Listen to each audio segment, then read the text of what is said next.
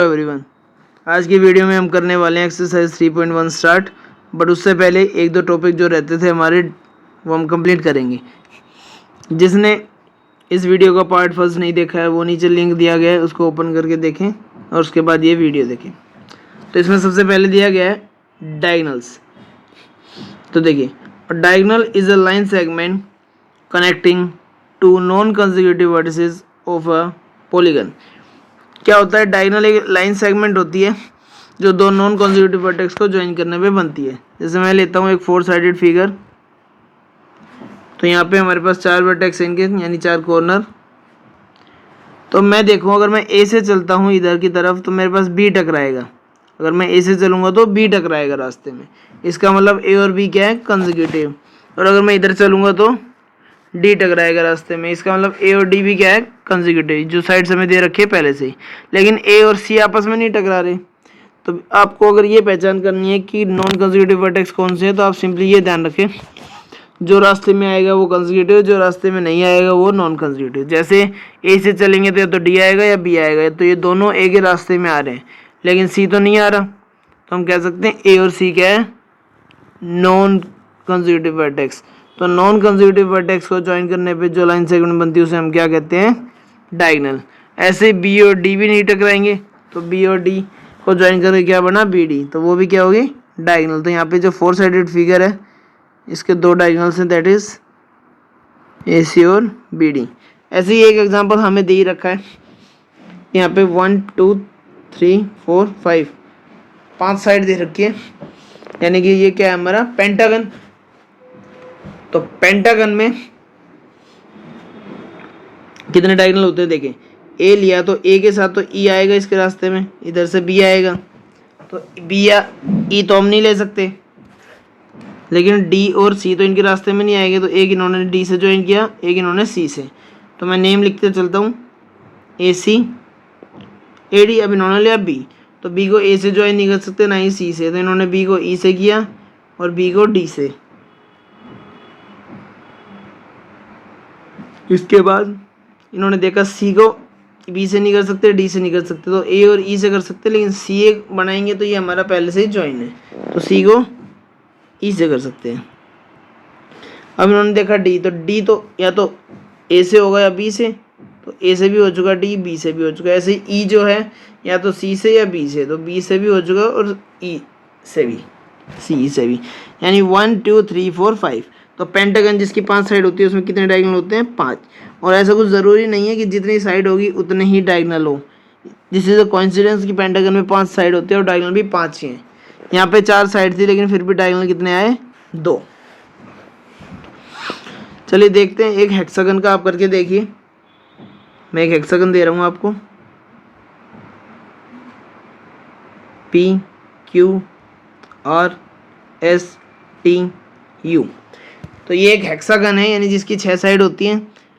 तो आपको इसके डायगोनल फाइंड करने हैं, तो आप वीडियो को पॉज करके एक बार इसके डायगोनल फाइंड कीजिए, फिर देखिए किसका सही आता है और किसका गलत। देखिए, मैं पी से चलूँगा, तो पी से इधर चलूँगा तो क्यू आएगा रास्ते में, और इधर चलूँगा तो यू आएगा। मीन्स पी क्यू और यू के साथ तो कंसेक्यूटिव वर्टेक्स बनेगा। तो बचे कौन से? पी आर, पी एस और पी टी। तो मैं नाम लिख लेता हूँ, P R, P S, P T. अब मैं शिफ्ट हुआ क्यू पे, तो क्यू और पी, क्यू के रास्ते में पी आएगा, यू नहीं आ रहा तो मैं इसको ज्वाइन कर देता हूँ और साथ के साथ यहाँ नोट कर लेता हूँ। फिर टी भी नहीं आ रहा क्यू के रास्ते में, तो क्यू टी भी डायगोनल बन सकता है। एस भी नहीं आ रहा क्यू के रास्ते में, तो क्यू एस भी बन सकता है, और क्यू आर आ रहा है तो वो काउंट नहीं होगा। अब हम चले आर पे, तो आर के रास्ते में क्यू आ रहा है तो नहीं ले सकते, आर के रास्ते में पी नहीं आ रहा ले सकते हैं, लेकिन आर पी और पी आर ये हमारा सेम है। अब आर के रास्ते में यू नहीं आता तो हम आर यू ले सकते हैं, आर के रास्ते में टी भी नहीं आता हम आर टी ले सकते हैं, और आर एस तो कंसेक्यूटिव है ही। अब देखिए एस, एस के रास्ते में आर आता है नहीं ले सकते, टी आता है नहीं ले सकते, एस के रास्ते में क्यू आता है बट क्यू एस पहले हो चुका है, सॉरी एस के रास्ते में क्यू नहीं आ रहा है, तभी ये नॉन कंसेक्यूटिव वर्टेक्स है, इसलिए इनको हम डायगोनल बोल सकते हैं। बट एस क्यू पहले हो चुका है। फिर हमने देखा एस और पी भी नहीं आते एक रास्ते में, बट वो भी हमारा हो चुका। फिर यार देखा हमने एस और टी तो हमारे साथ में, लेकिन एस और यू बच गया, तो हमने उसको ज्वाइन किया। अब काउंट कीजिए 1 2 3 4 5 6 7 8 9। तो यानी कि एक हेक्सागन में कितने डायगोनल होते हैं? 9। अब देखिए 4 साइड वाले किसी भी क्वाड्रिलेटरल की बात की जाए तो उसमें 2 डायगोनल होते हैं। 5 साइड वाले किसी भी पेंटागन की बात की जाए तो उसमें 5 डायगोनल होते हैं। और 6 साइड वाले किसी भी हेक्सागन की बात की जाए तो उसमें 9 डायगोनल्स होते हैं। अब अगर क्वेश्चन आ जाए, कोई फिगर दे दी जाए, सपोज हेप्टागन या ऑक्टागन जिसमें 7 साइड या 8 साइड है, तो उसमें तो नंबर ऑफ डायगोनल्स बताने में बहुत टाइम लगेगा। पहले हमें ड्रॉ करना पड़ेगा, फिर नेम नोट करेंगे। तो इसीलिए एक शॉर्ट मेथड आपको दिया गया है किसी भी पॉलीगन के डायगोनल्स फाइंड करने का। नंबर ऑफ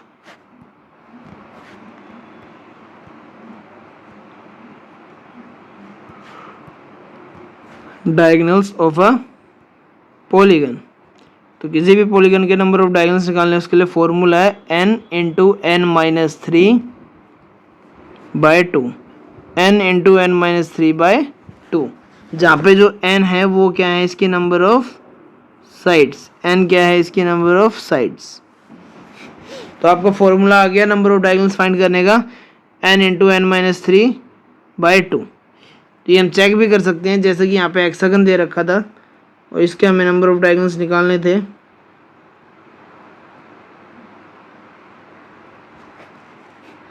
तो जो हेक्सागन दिया हुआ है हमें यहाँ पे, इसमें कितनी साइड है अगर काउंट करो? 6 साइड। तो यहाँ पे फॉर्मूला होता है n इंटू n माइनस 3, और n का मतलब नंबर ऑफ साइड्स, यानी 6 इंटू 6 माइनस 3 बाय 2।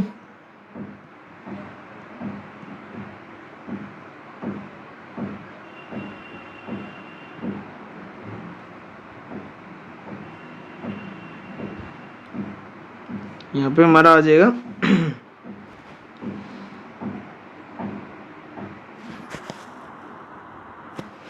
सो ये मल्टीप्लाई कर दिया भाई, यहाँ पे क्या आना था हमारा? 3। यहाँ पे हमारा 6 इंटू 6 माइनस 3 बाई 2, ये हमने फॉर्मूला लगाया तो हमारा क्या आएगा? 6 मल्टीप्लाई 6 माइनस 3 3 डिवाइडेड बाई 2। ये देखिए 2 1 ज़ा 2, 2 3 6, 3 इंटू 3 9। तो हम फॉर्मूला अप्लाई करते हैं तो भी हमारे 9 डायगोनल्स ही आएंगे।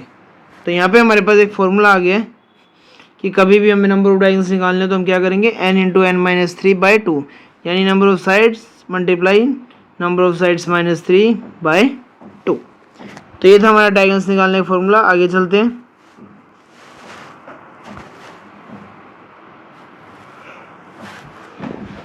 नेक्स्ट है हमारा angle sum property. Angle sum property में देखिए, the sum of the measures of the 3 angles of triangle is 180 degree. यानी कोई भी जो ट्रायंगल होता है उसके तीनों एंगल का सम कितना होता है? 180। सपोज मैंने कोई ट्रायंगल बनाया ए बी सी, तो इसके तीनों एंगल का सम जो होगा वो क्या होगा? 180। यानी ए बी और सी, ये तीनों एंगल का सम कितना होगा?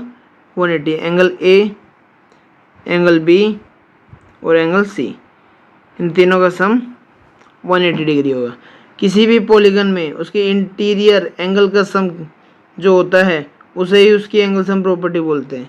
यानी angle sum property of triangle क्या होगी कि उसके तीनों एंगल का सम 180 है। तो ये है आपकी angle sum property of triangle. तो इसके बाद हम अपनी एक्सरसाइज स्टार्ट करते हैं।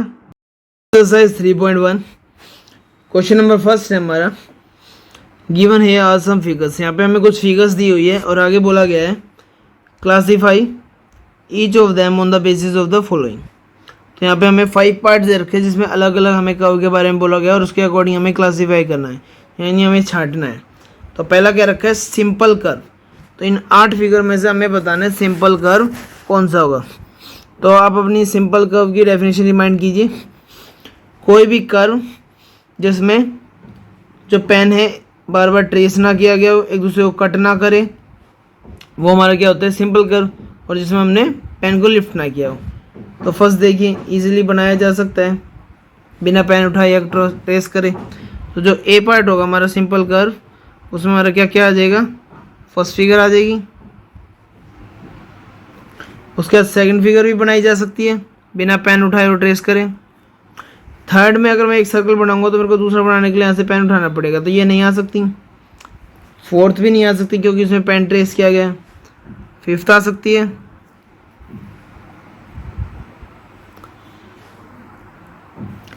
फिफ्थ के बाद सिक्स को भी आसानी से बनाया जा सकता है एक बार में, और सेवन्थ को भी। यहाँ पे हमें या तो पेन उठाना पड़ेगा या पेन ट्रेस करना पड़ेगा। तो फर्स्ट, सेकंड, फिफ्थ, सिक्स्थ और सेवन्थ, ये 5 फिगर ऐसी हैं जिन्हें हम सिंपल कर्व कह सकते हैं। सेकंड है सिंपल क्लोज कर्व, यानी वही सेम चीज़ है, कर्व सिंपल ही होना चाहिए लेकिन इस पर क्या करके क्लोज, तो जो ओपन होंगे वो नहीं आएंगे। तो ये काउंट होगा, ये भी काउंट होगा, ये भी काउंट होगा, ये भी और ये भी।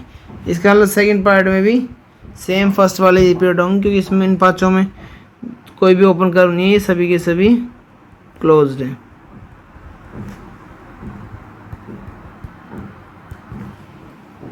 इसके बाद हमारी थर्ड फिगर पॉलीगन। तो पॉलीगन क्या होता है, कोई भी सिंपल क्लोज्ड कर्व जो लाइन सेगमेंट से बना हो। तो देखो ये क्लोज्ड है, ये क्लोज्ड है और सिंपल कर्व भी है। तो हम कह सकते हैं सी में हमारा फर्स्ट आएगा, सेकंड आएगा, और इसके अलावा अगर और कोई हम देखें हमारा,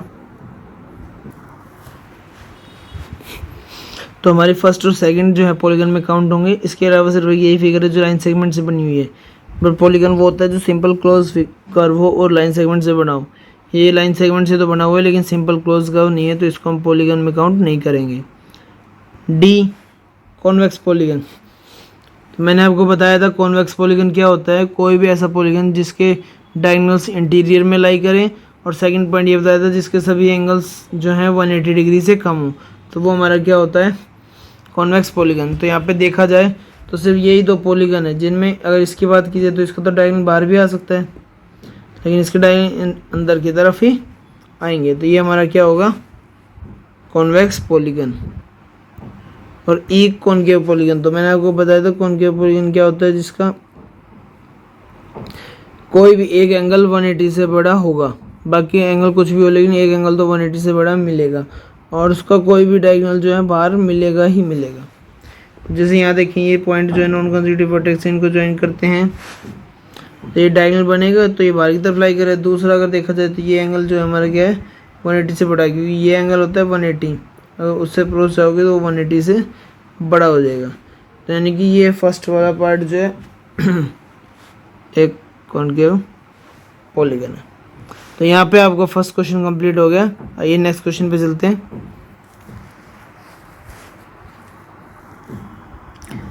सेकंड क्वेश्चन हमारा, how many diagonals does each of the following है। फर्स्ट पार्ट दिया गया है कॉन्वेक्स क्वाड्रिलेटरल। तो कॉन्वेक्स क्वाड्रिलेटरल क्या होता है, जिसके सभी एंगल्स 180 से कम हो। एक तो हमारे पास फॉर्मूला है नंबर ऑफ डायगोनल्स बताने का, दूसरा हमारे पास फिगर्स होती हैं, तो हम फिगर से ही बता सकते हैं, और नंबर ऑफ डायगोनल्स का जो हमारा फॉर्मूला है वो भी लगा सकते हैं। अब हमें पता है ये जो कॉन्वेक्स क्वाड्रिलेटरल होता है उसके अंदर साइड्स कितनी होती है, क्वाड्रिलेटरल यानी कोई भी 4 साइडेड पॉलीगन, तो नंबर ऑफ साइड कितनी होगी 4। तो नंबर ऑफ डायगोनल्स का क्या फॉर्मूला है हमारा, आप चाहो तो फिगर ड्रॉ करके भी निकाल सकते हो। तो नंबर ऑफ डायगोनल्स का हमारा फॉर्मूला है n into n-3 divided by 2। तो फॉर्मूला लगाओ, n की वैल्यू 4 यानी नंबर ऑफ साइड्स, तो 4 मल्टीप्लाई 4 माइनस 3 बाय 2, तो क्या आएगा 4 मल्टीप्लाई 1 बाय 2, तो हमारा 4 जो है 2 से कटेगा और क्या आएगा 2, यानी कि किसी भी क्वाड्रिलेटरल में नंबर ऑफ डायगोनल्स कितने होते हैं 2। सेकंड पार्ट है रेगुलर हेक्सागन। देखो मैंने आपको बताया था कोई भी पॉलीगन रेगुलर कब होता है, जबकि सभी साइड्स आपस में इक्वल हो और सभी एंगल आपस में इक्वल हो।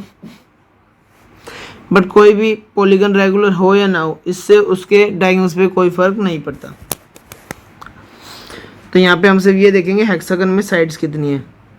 तो हमें पता है हेक्सागन क्या होता है, 6 साइड्स वाला पॉलीगन। नंबर ऑफ साइड कितनी होंगी 6, तो इसके नंबर ऑफ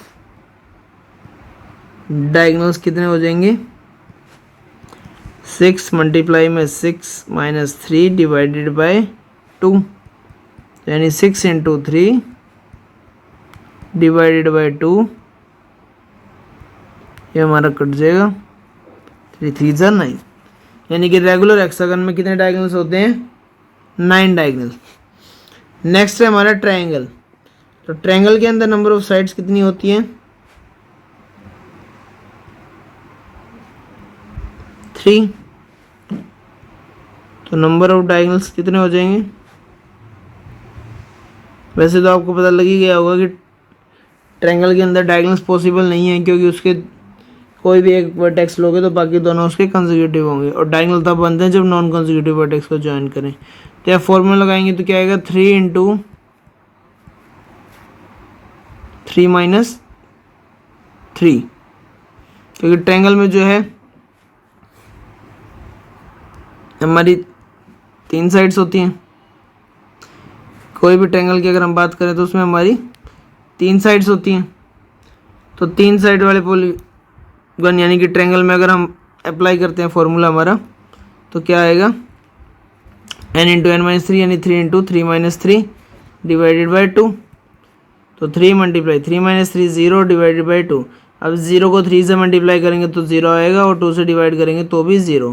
तो एक ट्रायंगल में कितने डायगोनल होते हैं 0 डायगोनल्स। तो यही काम आप फिगर ड्रॉ करके भी कर सकते हो। नेक्स्ट क्वेश्चन पे आते हैं। नेक्स्ट क्वेश्चन देखिए, question number 3, what is the sum of the measures of the angles of a convex quadrilateral. यानी कोई कॉन्वेक्स क्वाड्रिलेटरल है तो उसके एंगल्स का सम कितना होगा। तो ये दिखाने के लिए हम लेके चलते हैं एक कॉन्वेक्स क्वाड्रिलेटरल। तो मैं सपोज कर लेता हूँ, यानी लेट कर लेता हूँ ABCD कोई कॉन्वेक्स क्वाड्रिलेटरल है। तो suppose ABCD is a convex quadrilateral.